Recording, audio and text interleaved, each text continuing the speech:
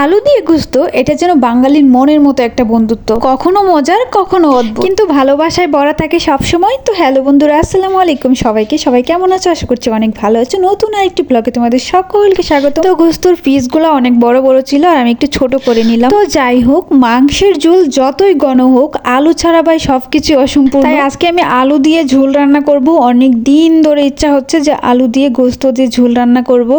আর এই যে দেখো, আমি এইখানে সুন্দর করে আদা আর রসুন পেস্ট করে নিলাম একটু। আর এই যে পেঁয়াজ, এক বাটি পেঁয়াজ আমি এখানে দিয়ে দিব।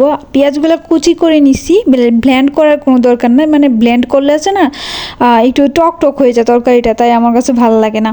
আমি সবসময় যে ফইলাই দিই পেঁয়াজগুলো, বুঝছি। আর এই যে একে একে সব মশলাপাতি দিয়ে দিতেছি, দুইটা আস্তা রসুন দিতেছি আর গরম মশলা, তেজপাতা, দারচিনি, এলাচ, মানে যা আছে সব কিছু দিয়ে দিতেছি আগে ভাগেই। আপনারা আবার বলবেন না যে রেসিপি শিখাইতে আইসে, আসলে হয়েছে গিয়া এক একটা অঞ্চলে রান্না বান্না এক এক রকম। তো আমরা নেত্রকোনার মানুষেরা এমনি করে রান্না করি, বেশিরভাগ সময় যে হাতে মাখায় একটু রান্না বান্না করি, এটা অনেক বেশি মজা লাগে আমার কাছে।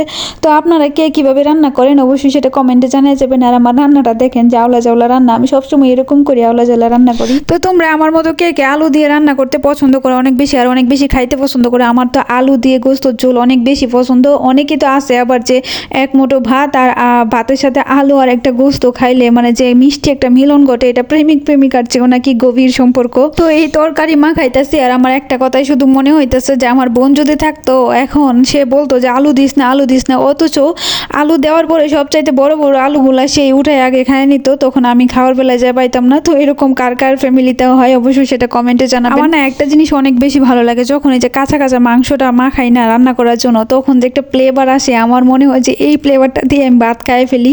এত এত বেশি আমার লোভ লেগে যায় এই গন্ধটা, মানে আমি জানি না তোমাদের কি রকম হয়, কিন্তু আমার বেশ ভালো লাগে। আর যা বলছিলাম, মানে এক একজনের স্বাদ, এক একজনের পছন্দ কিন্তু এক এক রকম। কেউ কেউ আবার গোস্ততে হাড্ডি খোঁজে, আবার কেউ কেউ আলু ছাড়া তার চলেই না।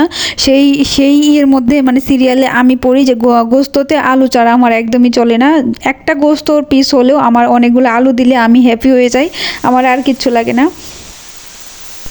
তো রান্না করতে করতে আমার বেশ রাত হয়ে গেছিল ওই দিন। ফাইনালি দেখো, অর্ধেক রান্না হওয়ার পরে আমি কি করছি, ঢাকনা পানি দিয়া ঢাইলা দিয়া খুলে ফেলছি। খোলার পরে দেখো গোস্তগুলো এখনো পর্যন্ত পুরোপুরি সিদ্ধ হয় নাই।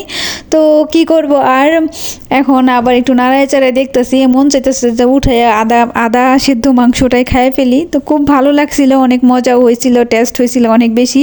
তো কি আর কইয়াম, তো করতেছি কখন থেকে। আমার গোস্তটা কিন্তু আসলে অনেক মজা হয়েছিল। তো আবার তো ঠিক আছে, thanks for watching my video. Love you all, love you, love you, love you সবাইকে। সবাই যেখান থেকে আমার ভিডিওটা দেখছো সবার জন্য অসংখ্য অসংখ্য ভালোবাসা, ধন্যবাদ। Tata and take care all.